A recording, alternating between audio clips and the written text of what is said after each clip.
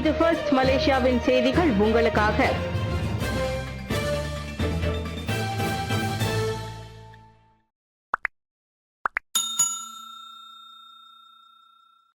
பிரதமர் பதவிக்கால வரம்பு சட்டம் முதலில் தற்போதைய பிரதமரான எனக்கும் பொருந்தும். அன்வார். பிரதமர் பதவிக்காலத்தை வரையறுக்கும் சட்டம் அமல்படுத்தப்பட்டால் அது முதலில் தமக்கே பொருந்தும் என பிரதமர் ஸ்ரீ அன்வார் இப்ராஹிம் தெரிவித்துள்ளார். நேற்று கம்போங் ஸ்ரீ சீடிங் பள்ளிவாசலில் வெள்ளிக்கிழமை தொழுகையில் பங்கேற்ற பிறகு செய்தியாளர்களிடம் பேசிய பிரதமர், அந்த சட்டம் பிறருக்காக மட்டுமல்ல, முதலில் எனக்கும் பொருத்த வேண்டும் என்று குறிப்பிட்டுள்ளார்.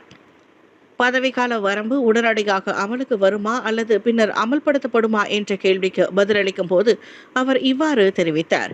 முன்னதாக பிரதமர் பதவி காலத்தை அதிகபட்சம் 10 ஆண்டுகளாக வரையறுக்கும் மசோதாவை கொண்டு வர வேண்டும் என்று அன்வார் முன்மொழிந்தார் என்பது குறிப்பிடத்தக்கது. இரு சட்ட மசோதாக்கள் வரும் திங்கட்கிழமை மக்களவையில் தாக்கல் செய்யப்படும். தேசிய சட்டத்துறை தலைவர் மற்றும் அரசு தரப்பு வழக்கறிஞர்களின் பொறுப்புகளை பிரிப்பது தொடர்பான சட்ட மசோதாவும் பிரதமர் பதவி காலத்திற்கான வரம்பு குறித்த சட்ட மசோதாவும் வரும் திங்கட்கிழமை 1ஆம் தேதி வாசிப்புக்காக மக்களவையில் தாக்கல் செய்யப்படும். தேசிய சட்டத்துறை தலைவர் மற்றும் அரசு தரப்பு வழக்கறிஞரின் பொறுப்புகளை பிரிப்பது குறித்த சட்ட மசோதாவின் 2ஆம் வாசிப்பு மார்ச் 2ஆம் தேதி தாக்கல் செய்யப்படும் என்று சட்டம் மற்றும் கழக சீர்திருத்தத்திற்கான பிரதமர் துறை அமைச்சர் ஸ்ரீ அசலினா ஒத்தமான் சைட் தெரிவித்தார். பிரதமர் பதவிக்கால வரம்புகள் குறித்த சட்ட மசோதாவின் 2ஆம் வாசிப்பு மார்ச் 3ஆம் தேதி பிரதமர் ஸ்ரீ அன்வார் இப்ராஹிமை தாக்கல் செய்ய திட்டமிட்டுள்ளதாக அவர் கூறினார். தேசிய சட்டத்துறை தலைவர் மற்றும் அரசு தரப்பு வழக்கறிஞர் ஆகியோரின் கடமைகளை பிரிப்பது கழக சுதந்திரத்தின் கொள்கையை வலுப்படுத்துவதையும் நாட்டின் சட்ட அமைப்பில் வெளிப்படைத்தன்மை மற்றும் நீதியை உறுதி செய்வதையும் நோக்கமாக கொண்டுள்ளது.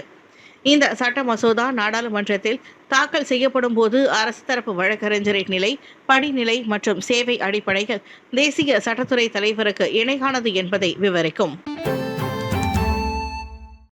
எனது ஊழல் 3.6 பில்லியன் ரிங்கிட்டா, இது அதிகப்படியான சதி. ரபிசி கண்டனம். 3.6 பில்லியன் ரிங்கிட் மதிப்பிலான திட்ட ஊழலுடன் தம்மை இணைத்து பேசும் குற்றச்சாட்டுகளை பொருளாதார முன்னாள் அமைச்சர் ஸ்ரீ ரபிசி ரம்லி திட்டவட்டமாக மறுத்துள்ளார். முன்னாள் பிரதமர் ஸ்ரீ நஜீப் துன் ரசாக் சம்பந்தப்பட்ட ஊழல் வழக்கே 2.3 பில்லியன் ரிங்கிட் தான். அதைவிட அதிகமாக 3.6 பில்லியன் ரிங்கிட் செய்திருப்பதாக தன்னை சித்தரிக்க முயற்சிக்கிறார்கள். இது ஒரு அதிகப்படியான சதி முயற்சி ஆகும் என தனது புகழை அழிக்கவே இந்த குற்றச்சாட்டுகள் பரப்பப்படுகின்றன. ஆனால் இதுவரை எந்த நம்பகமான ஆதாரமும் வெளியிடப்படவில்லை என்றார் அவர். இந்த விவகாரம் குறித்து யாங் பிரஹந்தி மென்டரி YBM எனும் தனது பாட்காஸ்டில் நேற்றிரவு விளக்கம் அளித்ததாகவும் அவர் அறிவித்துள்ளார். மேலும் குற்றச்சாட்டுகளை பரப்பியவர்களுக்கு எதிராக சட்ட நடவடிக்கை எடுக்க வாய்ப்புள்ளதாகவும் அந்த பண்டராட் நாடாளுமன்ற உறுப்பினர் குறிப்பிட்டார். இந்த விவகாரம் தொடர்பாக MACC விசாரணை நடைபெற்று வருகிறது. நாடாளுமன்றத்தின் புதிய எதிர்க்கட்சித் தலைவர் குறித்து வரும் ஞாயிற்றுக்கிழமை பாஸ் கட்சி விவாதிக்கும். ஸ்ரீ ஹம்சா ஜைனுடன் வகித்த நாடாளுமன்ற எதிர்க்கட்சித் தலைவர் பதவியை அக்கட்சி ஏற்குமா என்பது குறித்து வரும் ஞாயிற்றுக்கிழமை நடைபெறும் பாஸ் கட்சியின் மத்திய செயலவை கூட்டத்தில் விவாதிக்கப்படும் என்று எதிர்பார்க்கப்படுகிறது. பெர்சத்துவின் முன்னாள் துணைத் தலைவர் பதவி நீக்கம் செய்யப்பட்டதை தொடர்ந்து பாஸ் இதுவரை அந்த பதவி குறித்து எந்த முடிவையும் எடுக்கவில்லை என்று பாஸ் தலைவரும் பெரிகத்தான் நேஷனல் துணைத் தலைவரும் ஆகிய தான் ஸ்ரீ அப்துல் ஹாடி அவாங் கூறினார். முன்னதாக ஜனவரி 1ஆம் தேதி முதல் தாம் பதவி விலகுவதாக அறிவித்த தான் ஸ்ரீ முஹதன் யாசினுக்கு பதிலாக அக்கூட்டணிக்கு புதிய தலைவரை நியமிப்பது குறித்து விவாதிக்க பெரிகத்தான் நேஷனல் வரும் ஞாயிற்றுக்கிழமை ஒரு அசாதாரண கூட்டத்தை நடத்தும் என செய்தி வெளியிடப்பட்டிருந்தது. பாஸ் கட்சியின் தலைமையகத்தில் நடைபெறவிருக்கும் மத்திய செயற்குழு கூட்டத்திற்கு பின்னர் நடைபெறவிருக்கும் இந்த அசாதாரண கூட்டத்தில் பெரிகத்தான் நேஷனல் தலைவராக யார் நியமிக்கப்படுவார் என்பது குறித்த யூகங்களுக்கு முற்றுப்புள்ளி வைக்கும் என்று எதிர்பார்க்கப்படுகிறது. பயிற்சி இராணுவ வீரர் சிகிச்சை பலனின்றி பலி. பஹாங் குவாந்தான் பத்துவில் உள்ள இராணுவ முகாமில் 1வது படைப்பிரிவின் பயிற்சி பெற்று வந்த இராணுவ வீரர் ஒருவர் தெங்கு அம்புவான் அப்சான் மருத்துவமனை HDAAவில் சிகிச்சை பெற்று வந்த நிலையில் சிகிச்சை பலனின்றி உயிரிழந்தார். பிப்ரவரி 18ஆம் தேதி பயிற்சி முகாமில் 22 வயதான இந்திரன் மயங்கிய நிலையில் காணப்பட்டதாகவும் தொடர் சிகிச்சைக்காக அந்த மருத்துவமனைக்கு கொண்டு செல்லப்பட்டதாகவும் பஹாங் மாநில போலீஸ் தலைவர் ஸ்ரீ யாஹியா ஒத்தமான் கூறினார். எனினும் சிகிச்சை பலனின்றி வியாழக்கிழமை மாலை 4 மணி அளவில் அவர் உயிரிழந்ததாக அவர் கூறினார். நேற்று காலையில் மருத்துவமனையின் தடயவியல் பிரிவில் இந்திரனுக்கு பிரேத பரிசோதனை மேற்கொள்ளப்பட்ட நிலையில் பாதிக்கப்பட்டவருக்கு உடல் ரீதியாக அல்லது உள்காயங்கள் இருப்பதற்கான அடையாளங்கள் எதுவும் கண்டறியப்படவில்லை என்று அவர் கூறினார். இதனிடையே மரணத்திற்கான காரணம் இன்னும் விசாரணையில் இருப்பதாகவும் ரசாயன அறிக்கைக்காக தங்கள் தரப்பு காத்திருப்பதாகவும் யாஹ்யா தெரிவித்தார்.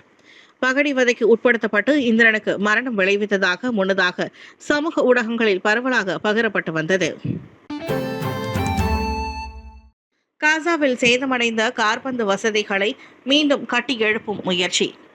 காசாவில் இஸ்ரேலிய தாக்குதலால் சேதமடைந்து காற்பந்து அரங்கங்கள் மற்றும் வசதிகளை மீண்டும் கட்டி எழுப்புவதற்கான 7,50,00,000 அமெரிக்க டாலர் நிதியை அனைத்துலக காற்பந்து சம்மேளனம் ஃபிஃபா நிர்வகிக்க உள்ளது. அமெரிக்க அதிபர் டொனால்டு டிரம்ப் இந்த அறிவிப்பை வாஷிங்டனில் கடந்த வியாழக்கிழமை நடைபெற்ற பாதுகாப்பு வாரியத்தின் முதல் கூட்டத்தில் வெளியிட்டார். காசாவின் காற்பந்து திட்டத்திற்காக ஃபிஃபா 7,50,00,000 அமெரிக்க டாலரை திரட்ட உதவும் என்று டொனால்டு ட்ரம்ப் தெரிவித்துள்ளார். இந்த மேம்பாட்டு திட்டத்தில் ஒரு கால்பந்து கழகம், 20,000 இருக்கைகள் கொண்ட ஒரு தேசிய மைதானம் மற்றும் ஒரு கால்பந்து மைதானம் ஆகியவற்றை கட்டுவது அடங்கும் என்று அறிவித்தார். இந்த மேம்பாட்டு திட்டத்தில் காற்பந்து கழகம் அமைப்பது, 20,000 பேர் அமரும் தேசிய அரங்கம் கட்டுவது மற்றும் காற்பந்து மைதானங்கள் உருவாக்குவது ஆகியவை அடங்கும் என்று ஃபிஃபா தலைவர் கியானி இன்ஃபரான்டினோ தெரிவித்தார். பிறப்பின் போது மூளை சேதம் 9 வயது சிறுவனுக்கு 5.63 மில்லியன் இழப்பீடு, நீதிமன்றம் உத்தரவு.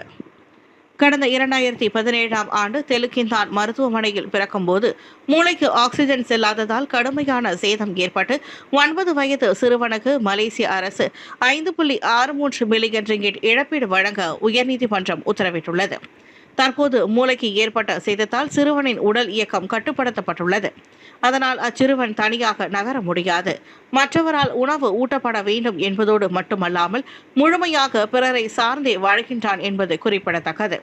சிறுவனின் தரப்பினர் அரசு மற்றும் 15 மருத்துவர்களுக்கு எதிராக வழக்கு தொடர்ந்திருந்தனர். அந்நிலையில் அரசு தரப்பு 2022இல் பொறுப்பை ஒப்புக்கொண்டதால் இழப்பீடு தொகை நிர்ணயம் மற்றும் நீதிமன்றத்தில் தீர்மானிக்கப்பட்டது. மொத்த இழப்பீட்டில் பெரும்பகுதி நீண்டகால பராமரிப்பு, மருத்துவ சிகிச்சை, மறுவாழ்வு, உதவி உபகரணங்கள், பொருத்தமான வீடு மற்றும் சக்கர நாற்காலி வசதி கொண்ட வாகனம் ஆகிய தேவைகளுக்காக வழங்கப்பட்டுள்ளது. இந்த தொகை சிறுவனின் நலனுக்காக அவனது தந்தையால் நிர்வகிக்கப்பட வேண்டும் என்று நீதிமன்றம் உத்தரவிட்டுள்ளது. 120 ரிங்கிட் ரொட்டி செனாய் விவகாரம் தவறான புரிதலால் ஏற்பட்டது.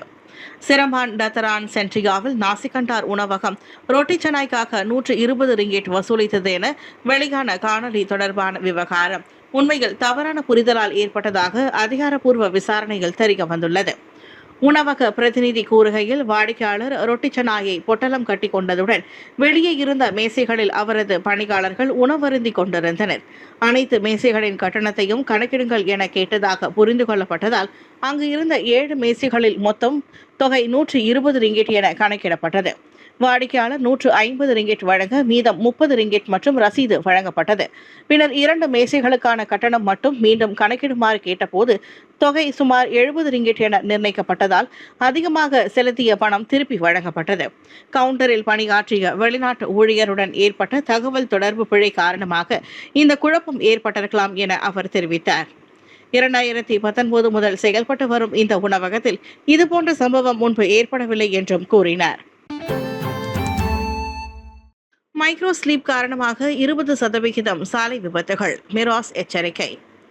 வாகனம் ஓட்டும்போது சில வினாடிகள் தெரியாமலேயே தூங்கிவிடும் மைக்ரோ ஸ்லீப் நிலை மலேசியாவில் ஏற்படும் சாலை விபத்துகளில் சுமார் 70 விழுக்காட்டிற்கு காரணமாக இருப்பதாக மலேசிய சாலை பாதுகாப்பு ஆராய்ச்சி நிறுவனமான மிராஸ் தெரிவித்துள்ளது.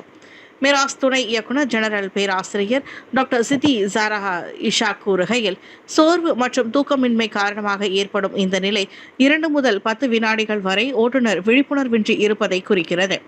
சில நேரங்களில் கண்கள் திறந்திருந்தாலும் ஓட்டுநர் உணர்வற்ற நிலையில் இருக்கலாம். பண்டிகை காலங்கள் மற்றும் பள்ளி விடுமுறைகளில் நீண்ட தூர பயணங்கள் அதிகரிப்பதால் விபத்து அபாயம் மேலும் உயர்கிறது. இக்காலத்தில் நெடுஞ்சாலைகளில் 20 லட்சத்திற்கும் மேற்பட்ட வாகனங்கள் பயணிக்கும் என கணிக்கப்பட்டுள்ளது. மைக்ரோ ஸ்லீப்பின் ஆரம்ப அறிகுறிகளாக இருக்கையில் சஞ்சலம், வேக மாற்றம், கவனச்சிதறல் போன்றவை காணப்படுகின்றன.